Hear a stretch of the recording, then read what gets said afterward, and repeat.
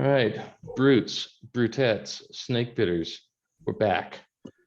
Our record's not 500 like it was before, but we're at least close to it. And here we are again, joined once more by myself, Patrick. Lopez is somewhere there as well. Nick's here as well, also. And we're talking about kind of where things have been since we last chatted, which I think was a couple weeks ago. I was on a fishing trip last week, so couldn't talk, though I did catch at least 150 fish. It was a lot of fun. So That's a job. That's not vacation. I tell you what, we my brother and I were convinced that we actually lost weight on that trip.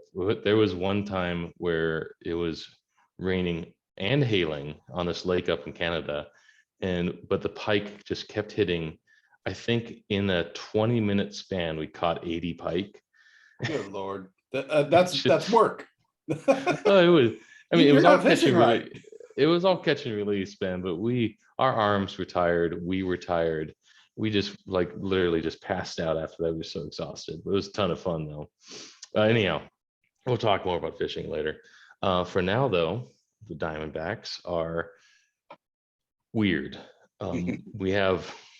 We have some really good starting pitching still, as made evidence today by Gallen having another great start despite plunking not one, not two, not three, but four Reds.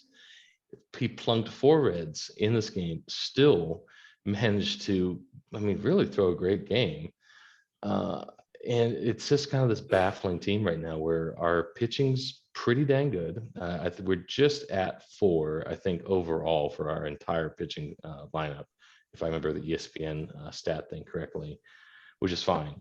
And then our bats, though, in the middle of this game, our team as a whole is batting 216, which is pretty dang bad. So let's kind of start with that. Nick, what are your kind of main thoughts on this very confusing team right now? Well, if you guys will recall, I was wary of this particular part of the schedule. Everybody's going, oh, we're going to get fat and happy in June. And I said, oh, I don't know. You called it. Let's wait and find out how that plays out. I think the biggest thing is all the evidence seems to show that whatever it is that Joe Mather is preaching to these guys, preaching to these guys as a hitting philosophy, it ain't working. You know, these guys did not get to the MLB level not being able to hit a center cut fastball. And now all of a sudden, a 93-mile-an-hour fastball right down the middle of the plate gets stared at 8 times out of 10. You know, they're saying, oh, Tyler Mahle pitched such a heck of a game twice. And no, he threw a lot of fastballs because the first time he did it, he realized these guys couldn't hit him.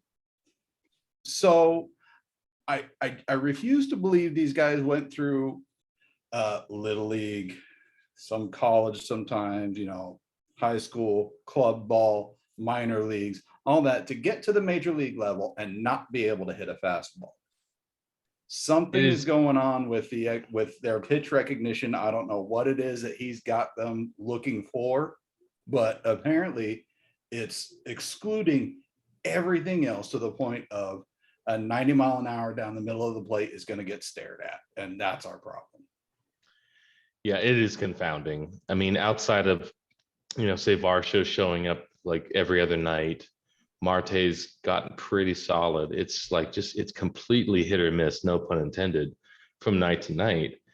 And it's confounding to say the least. Lopez, what's your kind of hot take right now on that? I was almost going to make a meme. It's talking about the pitching and are the pitch tip or pitches. I'm almost wondering, and I know it's not the case, if the batters are tipping their swings to the pitchers, or if the pitchers have some sort of, you know, inside dirt on the Diamondbacks. Maybe it could just be as simple as what Nick is saying, is that they're just not going to swing at 90-mile-an-hour fastballs down the plate. What I think is interesting this month, especially in June, we've gone through 15 days in June, and the Diamondbacks in those 15 days have been shut out 4 times. And I think they hold the lead in MLB right now with 8 total shutouts occurring to them. But 4 times in 15 days, the Diamondbacks have been shut out. And really, other than those shutouts, the Diamondbacks have scored some runs. They did have the game on June 4th against Pittsburgh where we lost by 1 run, but we only scored 1 run. And then, we've got some of these games this month where we've scored 8 runs on June 7th. We've scored 7 runs on June 8th, 13 runs on June 12th, 7 runs today. So, I mean, it's like the Diamondbacks hitting is very bipolar right now, it seems, where it's either 6, 7, 8, 9, 14 runs or no runs, 1 run, 2 runs. And I don't know what's going on in there. I think that Jack would probably be able to answer that a little bit better as far as the hitting coach and the assistant hitting coach and what type of process they're going through to try and get some of these guys to perform better at the plate. I do note that like Pavin Smith looks completely lost out there right now. He started the season off pretty decently. He was kind of our knight in shining armor playing right field, even though he's not that great at defense, but he was showing some stuff at the plate and now he's kind of fallen off a cliff. So who knows what's going on? I don't know what the answer is, but it would be nice to know, and it'd be nice to see the Diamondbacks be a little bit more consistent with the bat. It really would. And once again, we've said this on 3 other Brute Chats right now. Yes, we're all happy that this team is not the 2021 or 2020 D-backs. It's a lot more interesting to watch this team now, but dang, I want some consistency at the plate. That would really make my day right now. Because it is really kind of maddening to watch just like night in, night out, what this team is and what it's going to be. I personally think it's a lot of young guys still trying to figure out kind of what the batting coach wants. And also some of the older guys coming off of slumps, like Marte, for instance. He did not exactly set the world on fire to start the season, and now I feel like he is kind of coming back into his shape. So it's an interesting set of circumstances. We're going to find out about a lot more about this team kind of the next few weeks. We're still going to be mediocre. We're still going to be treading water around 500. And that kind of brings me to another point we talked about previously. Like, what is this team going to do prior to the All-Star break, prior to the trade deadline? Are they going to be selling a lot of young guys? Are we going to be trying to patch some holes and make this more of a 500 team? Nick, what do you think? As far as what they're going to do at the trade deadline, ideally, I would say they should, if they really believe in the team, stand pat. For God's sake, don't be buyers. If anything, what Mike Hazen has shown in the past is he likes to do a little bit of both. So hopefully if Hazen is doing his thing where he's a little bit of this, a little bit of that, I had the thought the other night that I could see a situation where maybe we can, work out a trade with, getting David Peralta out of here. Granted, he's going to be a rental, but if we package David Peralta with the Pavin Smith or a McCarthy, maybe we can get back a younger, maybe not young, but a younger right-handed outfield bat, maybe, something like that, where we're a little bit of this, a little bit of that, but for whatever they do, God's sake, I hope they don't kid themselves into believing that they deserve some sort of a postseason appearance, because they absolutely don't. If they can do something to maybe even out the outfield a little bit more, or move 1 or 2 of the guys that are not going to be untouchable moving forward. Like I feel like a McCarthy is not untouchable, whereas a Corbin Carroll or an Alec Thomas are. If they can do something where they can package, like I said, package with Peralta or something, maybe get something back that's worth a look at, sure. But other than that, I think then they should just mostly stand pat, but listen to everything that's being offered. Should at least listen. Yeah, I agree. I thankfully we're away from the bad old days of like the mid 2000, early 2010 D-backs, where we're constantly at the trade deadline, selling away the farm for some retread who may or may not do anything to keep us at or slightly above 500. We know that Hayes not that kind of guy. I'm more than happy with him, as much as I like Freight Train, I'm more than happy with him moving him, maybe get like a young prospect, kind of look towards the future a little more. But yes, thankfully we're, past those bad old days where we're just kind of playing for 500 baseball, and the future is definitely something we're looking forward to. Lopez, what do you think? So I had kind of skimmed over an MLB.com interview, or not interview, article that Steve Gilbert had written and posted today, and where he was basically talking to Hazen about, what's the Diamondbacks' plans at the trade deadline. And Hazen went with this, his typical stuff with, well, we have to determine where we're at as we get closer. It's still not, we're not right there on the edge of the trade deadline. We've got time to think things. And he wants to kind of process where the Diamondbacks are at that time. So right now, the Diamondbacks are 10 games out of the division and 6.5 games out of the wild card, 5 games below 500. So if we kind of look at the standings, who's ahead of us in the wild card right now? Atlanta, who just won 13 games in a row. Philadelphia, who's been hot since they fired their manager. Miami Marlins are 6.5 games out of 500 or out of wild card. That's a toss up there. Milwaukee's a game and a half out, and the Padres have the wild card by 3.5 games, and San Francisco is looking to get a wild card as well. So that's a lot to compete with, especially if you consider San Diego, San Francisco, and the Braves. The Braves and the Mets up there. St. Louis is and Milwaukee fighting for the division. So I don't know what Hazen's going to do, but there is an outfield problem. The Diamondbacks did just announce that Alec Thomas basically won the center field job, and that Varsho is going to be placed in right field now that Carson Kelly's back. So you got Carson Kelly and Herrera at catcher. You got Varsho in right, Thomas in center, and then in left field you have David Peralta. I don't think we're going to move David Peralta. I think either McCarthy is the odd man out or even Pavin Smith. But the only thing about Pavin Smith is, well, what if Christian Walker gets injured or needs a day off? Who's going to play first? I'm sure they can put Varsho there maybe or something, with the way that Mike Hazen and his Medusa works, he's going to just move players around. But another option is, let's say Pavin Smith gets traded. Okay. What does that mean for Seth Beer? Is he coming up then to, maybe play a game at first base every now and again? I mean, Pavin Smith today played DH. Seth Beer can DH. I mean, with Pavin Smith's numbers, you can have Beer or Pavin Smith. They're both going to be, at least at this point, the same. So, but Pavin Smith's on the big league club, and he may look more attractive to teams that are looking for somebody who can play first base and also right field if needed. So I think Pavin Smith really is the odd man out. I don't think McCarthy's going anywhere. And I kind of have to agree with you. Like at this point, with how Pavin's been, hitting or not hitting, like I don't know why Beer's not getting more chances. It's about the same thing right now. Might as well. And he has a better name and a better jersey.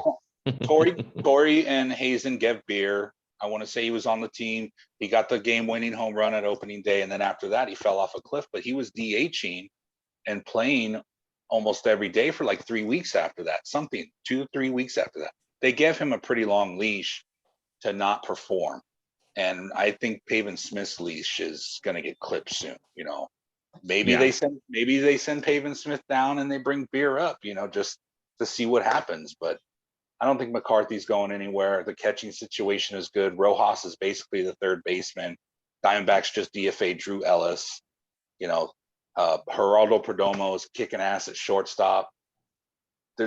We really just needed some pitching. That's really it. Well, speaking of pitching, you guys want to talk about a certain pitcher who we picked up for a bag of potato chips. Nick, you want to start it off, Nick? You want to start it off, Nick? Dallas Keuchel, great beard. I don't like his beard, man. It looks like somebody Lego blocked his face with brown Lego blocks, dude. It doesn't look good. No, Dallas Keuchel, let's just say he's Mike Hazen's type. He's dirt cheap. He's had a history of success. And has since fallen off a cliff. So, we'll see what'll happen. I guess he's got opt-outs, like a few of them coming up within the next, I think it's like 14 days that he can opt out of. But I don't know why he would opt out if he were smart. I mean, he's going to get paid one way or the other. But, 28 other teams had a chance to sign him and nobody did. So You know, We we'll don't really see. know the details on that either. Maybe he wanted to sign with the, I mean, maybe there was other offers, but he chose the Diamondbacks because of Brent Strom. I did see something about that, that he chose to come here to Brett Strom, but you know, you think back on it, it almost seems like Keuchel had almost like the, I don't want to necessarily say the Robbie Ray situation, but like the Patrick Corbin situation, where he had one really good season. And it just, all the stars aligned and every, you know, they end up cheating their way to a championship that year. But other than that, it really hasn't been able to repeat that success. Repeat is a fun word, by the way, when your face doesn't work. We're gonna start calling Nick here Harvey Dent. Yeah, get me a coin. Harvey Dick. Harvey Dick. Wow. He's like yeah, definitely. So I love you, want to Nick. kind of piggyback what Nick I was love you saying. guys too. Keuchel actually had two really good seasons. He was an all-star in 2015 and an all-star in 2017. Both those years, his win-loss percentage was over 700. And then in 2020, the shortened season, he was 6-2 and pitched a 1.99 ERA. So that's kind of decent too. But in 2021, he was 9-9. And then obviously the White Sox released him this year with a 7.88 ERA. So he definitely needs work. And if it's true that Nick was saying that he read something about Keuchel wanting to come here, I think Keuchel will be patient. And that's why those 3 opt-outs are in that contract. So we might not see him after the first opt-out. He might just, you know, continue to be with the team and waives that first opt-out. But I'm starting to think that, you know, especially after reading Makakilo's article today on Keuchel, starting to think that, you know, Nick's right, Makakilo's right. At some point, they're going to call him up. At some point, they're going to give him a spot start. And I think that's going to be make it or break it for him. And I think he'll probably get 2 of them. And if he's terrible, then they'll release him. If he's shows any sign of being able to eat up innings and not give up 4, 5, 6 runs in 3 or 4 innings, then, you know, maybe they move him to the bullpen and long relief, or maybe they give him another spot start. But who knows? I mean, who really knows what's going to happen with him? I hope that he does well. Maybe it'd be like Clay Buchholz was when he was here, but we'll see what happens. You know, it's funny, considering the last 2 years. And granted, I know our pitching staff's not perfect, but it's weird to not really like need Keuchel to do great. It'd be nice, but it's really weird to not need it.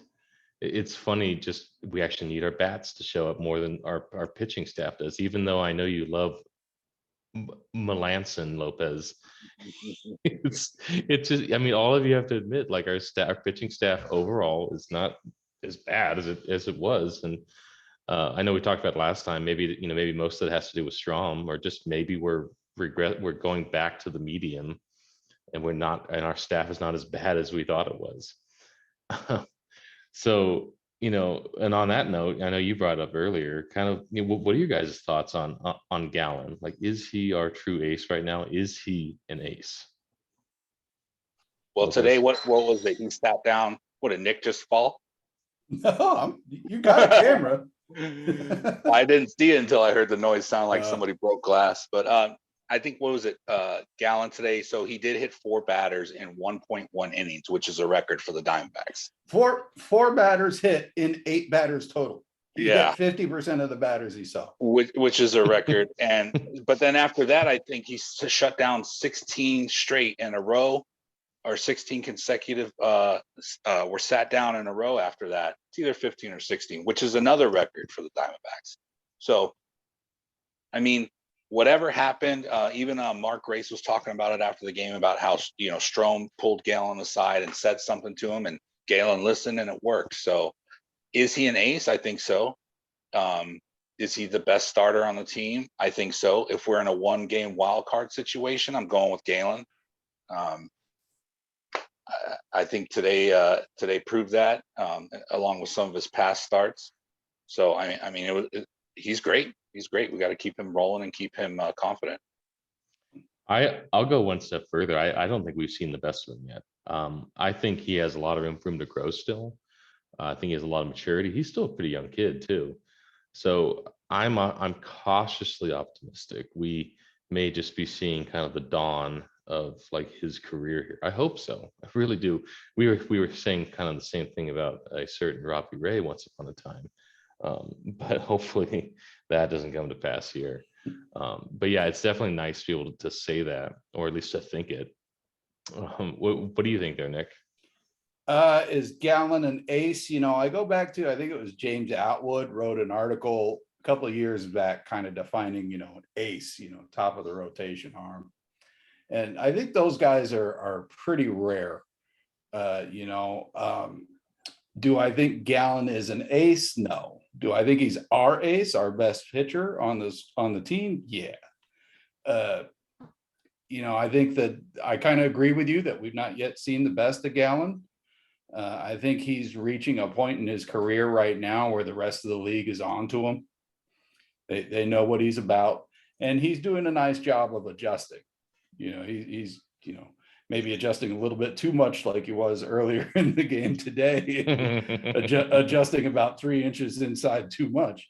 But I think unfortunately the problem that we have with Zach Gallen, and going along with what you said, and by the way, this is my little dog Pepper. She just wanted to say hi. Gallen is a Scott Boras client. And I think when we do see the best that Zach Gallen has to offer, he's going to be in a different uniform because we're not going to be able to keep him here. I hope you're wrong. I fear that you're right, but I hope you're wrong. Why do you have to bring us down all the time? Wait, no, have Pepper talk. Pepper, what do you think?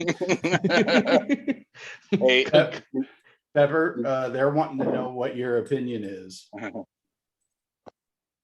Silent treatment, huh? Yeah, she doesn't have her jersey on. She says her consulting hours are from 6 a.m. to noon on the third Wednesday of every other July. Well, we'll try and fit into your busy schedule there, Pepper. Guys, did you guys see that the Guy Fieri's downtown Phoenix restaurant and bar had a soft opening today? No, I did not. Yeah, soft opening today. So that's going to be going live here soon. Do you guys plan on stopping in there for a bet or a bite? Sure, why not? I'm down. I've recently discovered with this whole face paralyzed, Bell's palsy, for anybody watching that doesn't know what's going on, got an issue. But finger foods are incredibly sloppy. I ended up wearing about half of the ribs I made the other day. So that being said, I haven't even been to a ball game yet. I haven't been downtown, just haven't made it down there. So I suppose when I do it, it might be worth a shot. But I mean, Guy Fieri isn't really high on my list of celebrity chefs that I really like. Yeah, I'm not really interested in eating the food there. I kind of want to just check out the scene and maybe the menu, kind of gauge what's on there and the prices.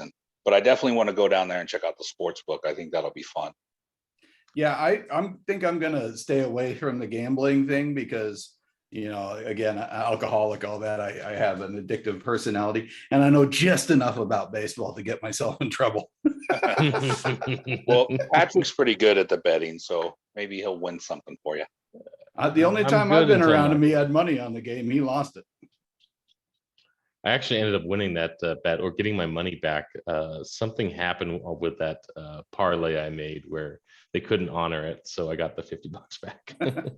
It's parlay. It's Latin for missed it by one. Details. But I will definitely check that out next time we go to the game. In fact, Lopez, next time you and I go to the game, we will buy a beer and we will make a obnoxious bet. Absolutely. Like we'll bet that Gallen pitches a perfect game and hits the game-winning homer. He was.